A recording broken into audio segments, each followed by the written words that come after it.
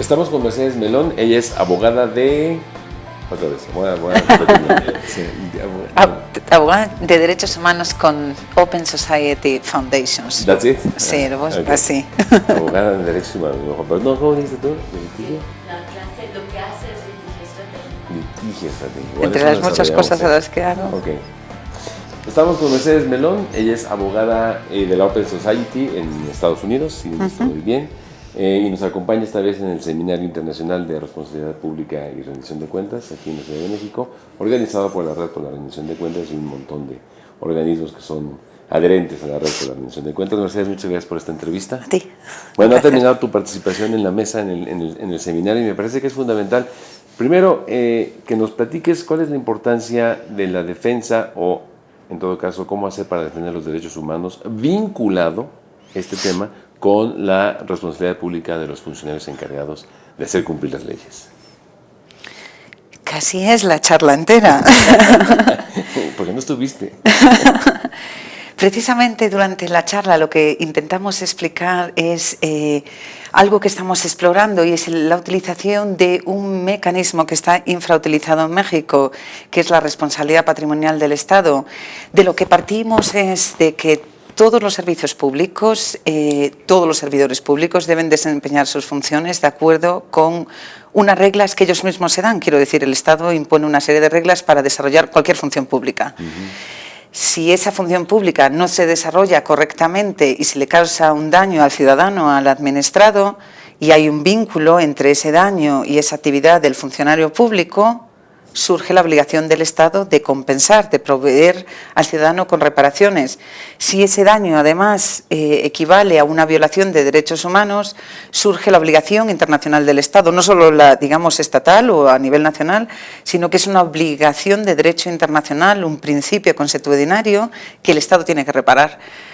¿Cómo? Hay diversos mecanismos. Lo que estamos explorando, y por eso utilizamos el caso de la señora Jacinta Francisco y de las otras dos mujeres del pueblo otomí, es que por primera vez un Tribunal Federal Administrativo en México precisamente condenó a la PGR por esta actividad administrativa irregular, una investigación irregular, una acusación irregular que acabó con estas tres señoras ilegalmente en prisión por un periodo de 3 años.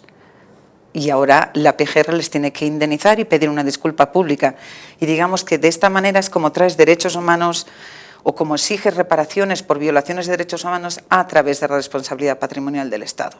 Pero Mercedes, no estamos hablando del corazón de un montón de casos en donde la gente, la ciudadanía, se ve imposibilitada, se ve desesperada porque no hay forma de que se repare el daño. Sí, precisamente... Primero los abogados y todos los que trabajamos en derechos humanos, supongo, tenemos que explorar todas aquellas posibilidades que el sistema legal ya nos ofrece, porque a veces insistimos en que tenemos que cambiar leyes, que muchas veces es necesario cambiar leyes, obviamente, y aquí viene el litigio estratégico, que lo que intentamos a veces es cambiar leyes o a veces es utilizar la ley para cambiar la práctica, básicamente intentar utilizar los tribunales para cambiar la ley y la práctica. Y este es un mecanismo infrautilizado.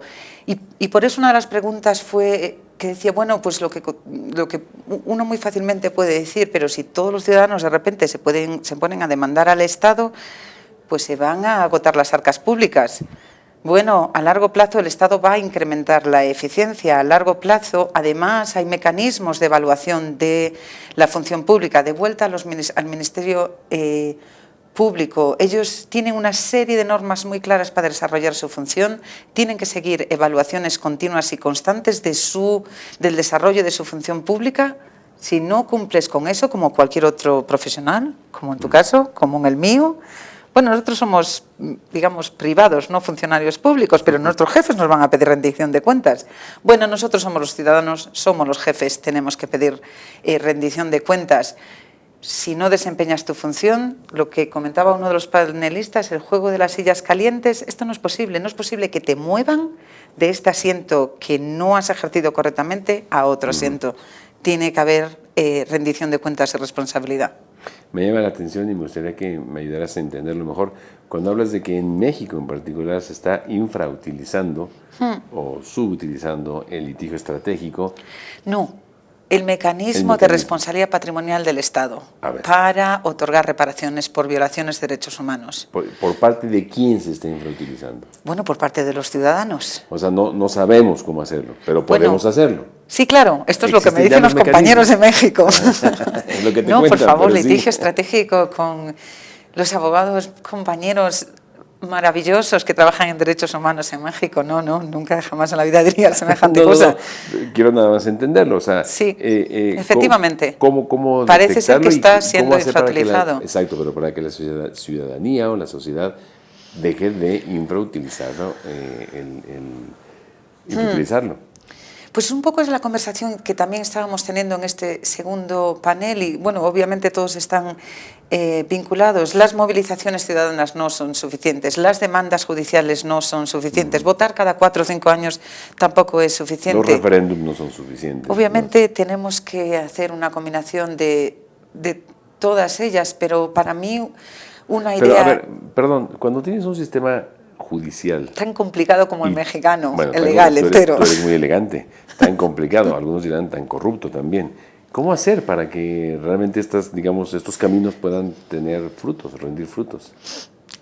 Bueno, eso es precisamente lo que estamos explorando y lo que pasó es que hay esta sentencia maravillosa del Tribunal Federal Administrativo muy avanzada porque no solo le reconoce a estas mujeres el derecho a una indemnización, sino que le obliga a la Procuraduría a disculparse con ellas públicamente.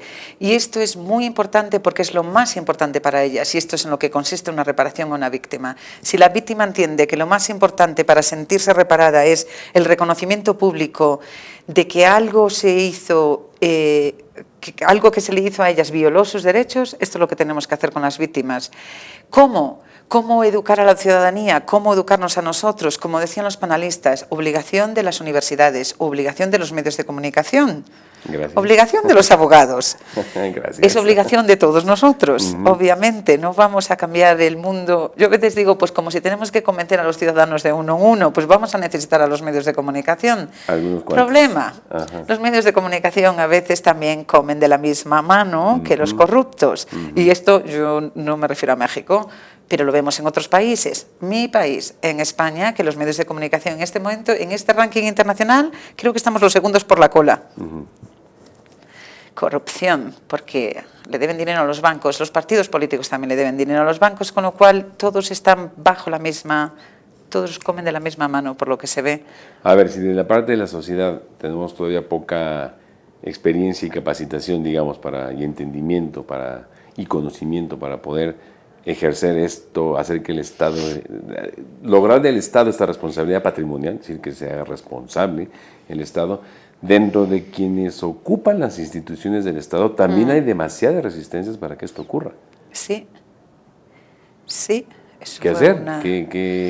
¿Cómo educar a estos? Tú dices, hay que educar a la sociedad para que sepa cómo hacerlo, a los ciudadanos. No, a todos nosotros somos ciudadanos, claro. Sí, eso lo preguntaron también durante la charla. Y de vuelta al litigio estratégico, uno muchas veces tiene que insistir e insistir e insistir hasta que el juez lo entiende, por lo que se ve. Y también condicionar... Porque si por la PGR hubiera sido que la cosa quedara y que no pasara nada. Pues la PGR siguen las mismas, por lo que se ve. Y ya para aclarar una cosa, no es solo que haya este mecanismo. Obviamente, en México, como expliqué, hay varios. Están los juicios penales, está el juicio de amparo, las comisiones de víctimas. Nosotros, en este caso que utilicé como ejemplo en particular y en otros muchos casos, entendemos que la responsabilidad patrimonial del Estado, porque es objetiva, es decir, tenemos unos parámetros, además... El nivel de prueba, no estamos hablando de un delito, con lo cual no tenemos que determinar que hay una responsabilidad penal, que es mucho más elevada en ese sentido. Entonces entendemos que es adecuada si se cumple con las debidas garantías judiciales, que yo por lo que he visto en este caso se dieron. Pero vamos a tener que empujar todos un poquito. Un poquito la carreta para que las cosas ocurran. Claro, es que quieres que solucionemos aquí los problemas del mundo. Y la rendición, a ver, por último, sí. Tocando el tópico principal del seminario, ¿no?, que es la responsabilidad pública y la rendición de cuentas, ¿no?, vinculado efectivamente con la participación ciudadana y con la importancia de que se conozcan los mecanismos de defensa de los ciudadanos. Tenemos suficientes mecanismos de defensa, no los tenemos. Ya me has dicho tú que no los conocemos algunos de ellos, que nos hace falta como capacitación y tal, pero no es sencillo. No, y hay un problema crucial y obviamente ya esta semana y la semana pasada, y como muy bien saben los mexicanos, mucho mejor que yo, obviamente, en el contexto terrible de impunidad, de corrupción y de crisis de derechos humanos que hay en México, yo atribuyo especial responsabilidad a los agentes del Ministerio Público, precisamente porque, como dijo uno de los panelistas, el compañero Antonio, un fiscal de Argentina, ellos tienen la obligación de defender el interés público. Es que ellos son, de hecho, los que deberían estar ahí fuera defendiendo a los ciudadanos. Dando la batalla. Y uno de los problemas cruciales de México, por lo que aprendo yo de mis conversaciones con mis compañeros mexicanos, y de los abogados mexicanos que están en las trincheras y que están siendo acosados por los grupos políticos y por los grupos económicos, es que el sistema de justicia penal es un desastre, aparte de los otros sistemas, pero el sistema de justicia penal particularmente, y lo que es más increíble, para las víctimas y para los acusados. No funciona para nadie. Por lo que se ve, funciona solo para ellos. Me imagino, y lo que no puede ser es que tengas casos en los que un agente del Ministerio Público conduce una investigación criminal plagada de irregularidades y dirige la acusación contra 3 mujeres sin absolutamente ninguna prueba, y a este señor se le mueve a una posición mejor. Pero eso no puede pasar ni aquí ni en ningún sitio. Y esto pasa aquí y en muchos otros países. Mercedes Melón, pero estamos hablando de México. Abogada de la Open Society, muchísimas gracias por estos minutos para la red por la rendición de cuentas, y qué bueno que te tuvimos aquí en el seminario. Seminario Internacional, Responsabilidad Pública y Rendición de Cuentas, organizado por la Red por la Rendición de Cuentas en la Ciudad de México, aquí este 13 de octubre. Gracias.